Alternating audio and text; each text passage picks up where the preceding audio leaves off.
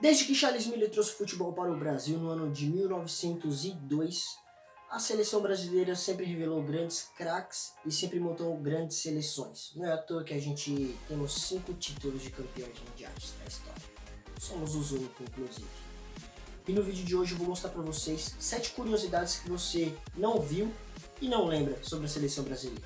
No top 1 de hoje, rapaziada, temos o primeiro jogo da seleção brasileira. O primeiro jogo da seleção brasileira foi no dia 21 de julho de 1914, no Estádio das Laranjeiras. O estádio que hoje é do Fluminense, e a seleção brasileira enfrentou o Leicester City da Inglaterra, rapaziada. O jogo terminou 2-0 para a seleção brasileira, com gols de Oswaldo Gomes e Osman Medeiros. No top 2 de hoje, os dois únicos times que representaram a seleção brasileira. O primeiro time, rapaziada, foi o Palmeiras no ano de 1965.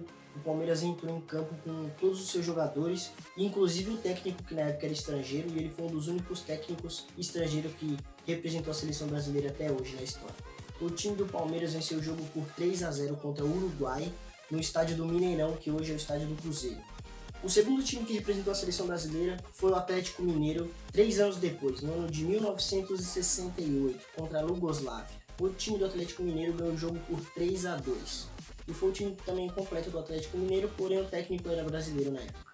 A terceira posição é os dois únicos técnicos estrangeiros que comandaram a seleção brasileira. O primeiro técnico estrangeiro foi o português Joreca. Ele comandou a seleção brasileira em 2 amistosos contra o Uruguai. E os 2 jogos a gente vencemos. O primeiro foi por 6-1 e o segundo por 4-0. Ele foi um bom técnico no comando da seleção brasileira, porém ele só ficou como técnico mesmo nesses 2 amistosos. Depois ele saiu e entrou um técnico brasileiro. O segundo técnico foi o Filco Nunes, o argentino. Ele que na época de 1965 era técnico do Palmeiras.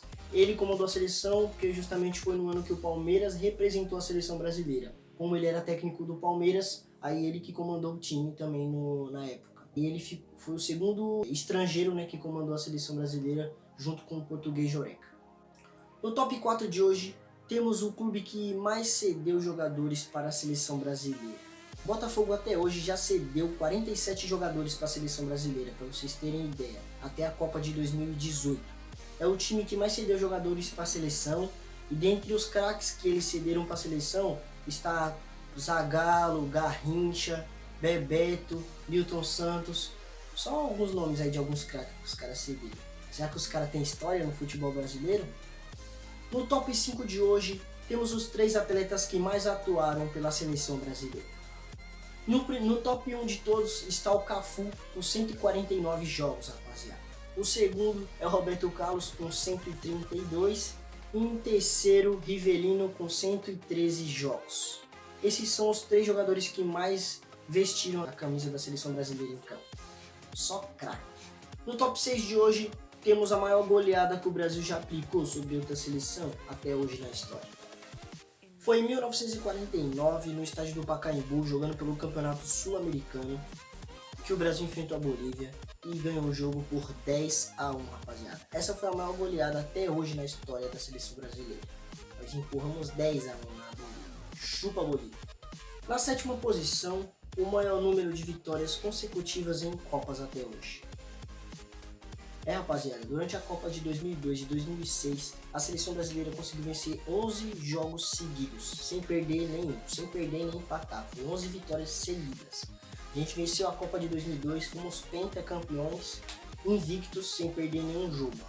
E aí continuamos com a mesma seleção em 2006 e continuamos ganhando até que aí nós não conseguimos ganhar mais e não conseguimos ganhar a Copa, não sei como, porque a nossa seleção naquela época era a seleção, entendeu? Só tinha craque, eram os mesmos que jogaram na Copa de 2002.